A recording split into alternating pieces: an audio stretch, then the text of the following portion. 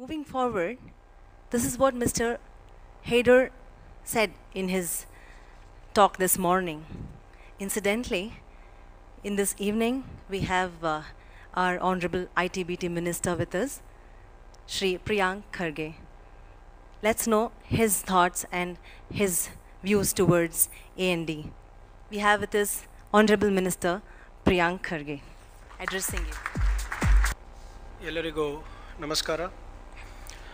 Good evening to all the dignitaries on the stage, Mr. Krishnamurthy, Dr. Shivalang, and all the wonderful ladies and gentlemen present here on this lovely evening.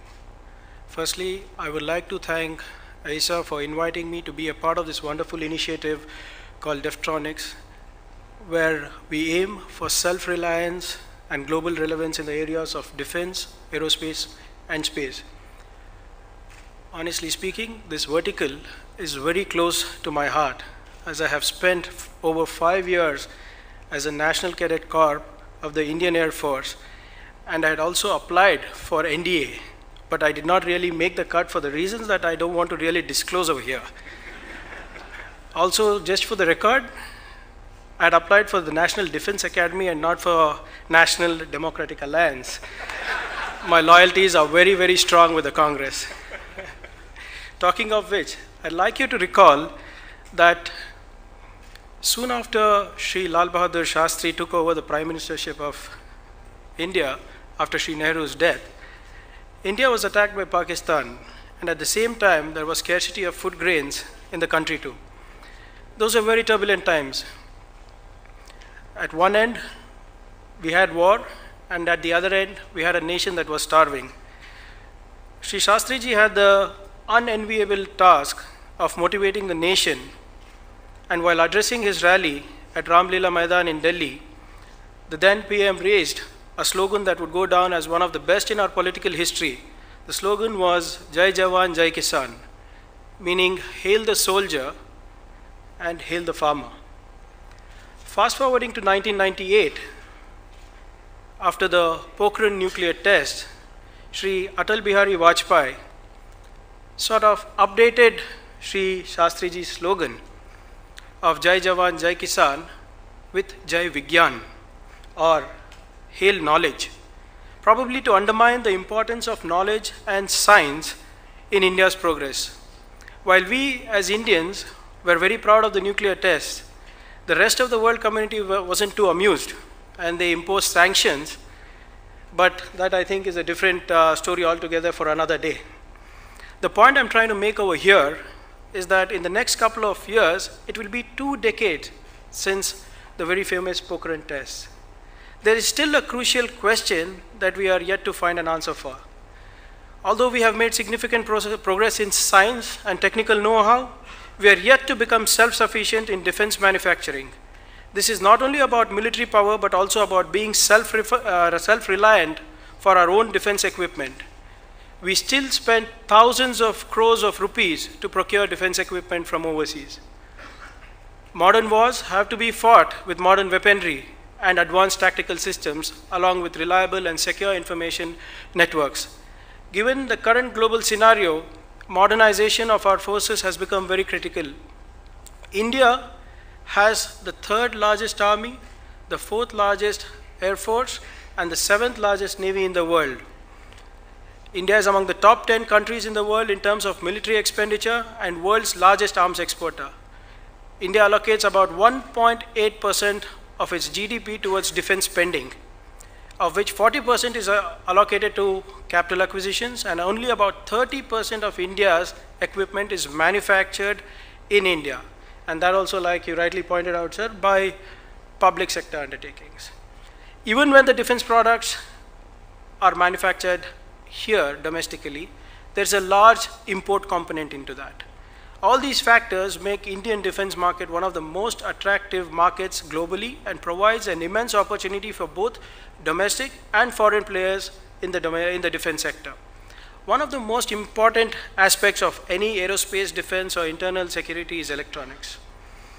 It is the engine that would drive the next wave of manufacturing in India. But reports say that our import bills of electronics will soon surpass our oil bills. I stand corrected on that. I'm not sure really on that, but I think we are looking forward. Dr. Saraswat agrees with me, I guess. Electronics is being an essential component of defense and aerospace industry.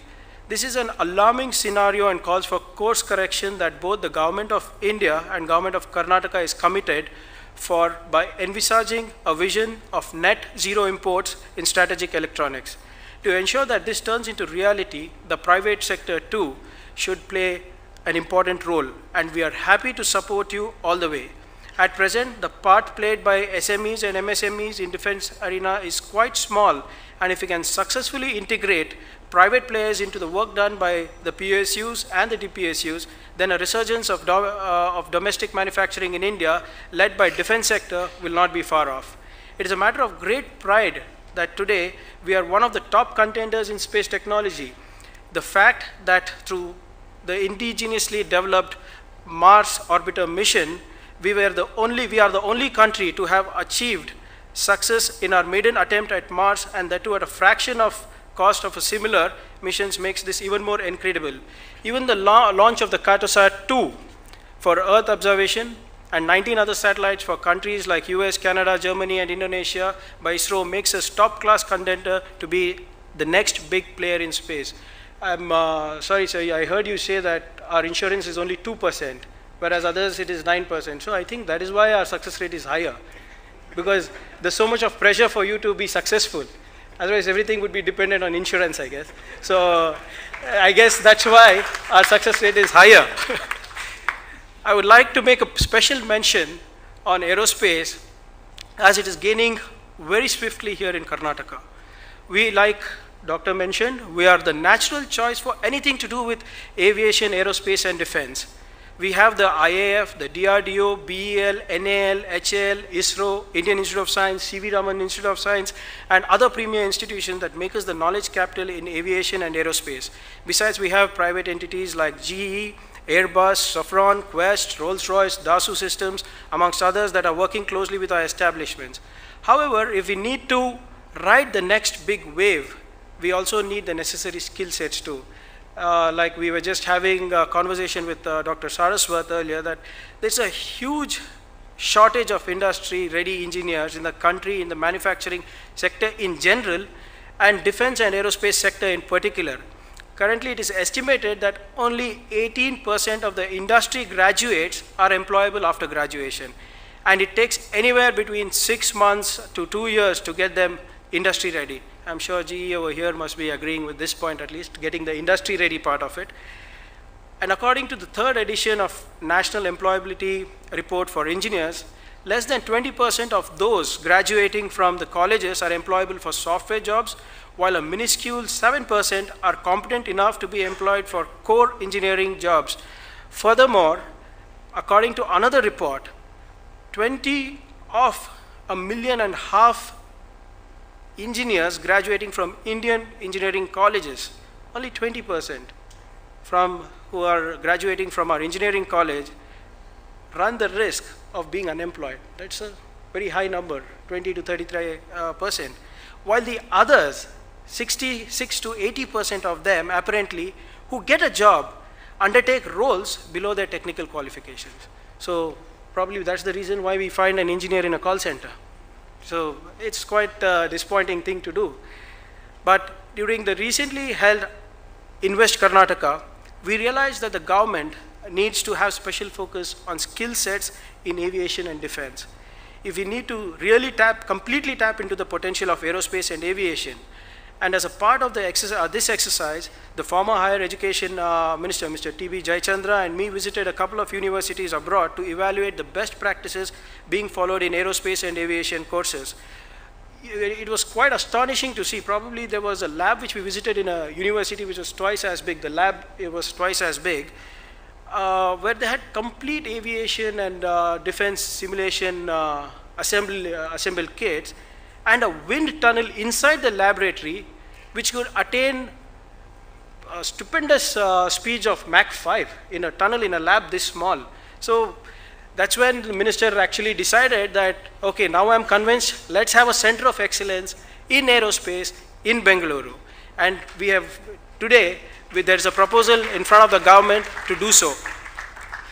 So we are proposing a center of excellence for aerospace and defense, which will be a key enabler for increasing employability of engineers, enable high-end skills of working professionals, breed research and development, and attract investments to Karnataka through availability of talent pools specifically developed for this industry. So this the proposal that is being evaluated by the government is a whopping 134 crores, which will be soon set up probably by early next year or so. Besides skills, the government of Karnataka has specific policies to help facilitate manufacturing of electronics in Karnataka. I urge you to go through our industrial policy that focuses on manufacturing and gives special incentives for investments throughout the states, especially in the backward regions. I'm sure that most of you here are already aware of the ESDM policy from the Department of IT/BT that has a complete focus on electronics, semiconductors, design and manufacturing. We have both green and brownfield clusters, including a hardware park that is up for grabs in Devanhalli. Besides this, we also have our ambitious aerospace park. Mr. Krishnamurthy was telling me that not many of them are aware of this, so I think probably we need to publicize it a little more, because that's also up for, we are investment ready for an aerospace park as well. And Mr. Krishnamurthy also mentioned that there was a lot of buzz in the startup ecosystem. I'd like to put on record that Karnataka has been the first state to dedicate a startup cell focusing exclusively for multi-sector startups. So we are probably rated number 15 by the World Economic Forum as one of the best cities for startups. And I'd also like to say that we are also keen to fund startups in aerospace and defense and electronics. So we are sitting on a very nice fund of 400 crores that has special focus on startups. So the need of the day is to bring policies like these, design innovation, hard work and ability to see the vision through in defense and aerospace sectors. And to this end, I believe this conference, Deftronics, is an idea whose time has come, as it brings together all the stakeholders together, creating a tremendous networking opportunity and thereby fruitful partnerships. And lastly, I believe that this year at Deftronics 2016, EISA and NASSCOM have taken giant leap forward in recognizing, you have introduced the Deftronics Awards, right? For, which aims to recognize outstanding individuals and role models in innovation and excellence in electronics and design services ecosystem in aerospace and defense industry. My congratulations to all the winners, and I hope you stay inspired. And a very special thank you to EISA for having me over on this great occasion. Good night, good luck, Jai Hind and Jai Karnataka.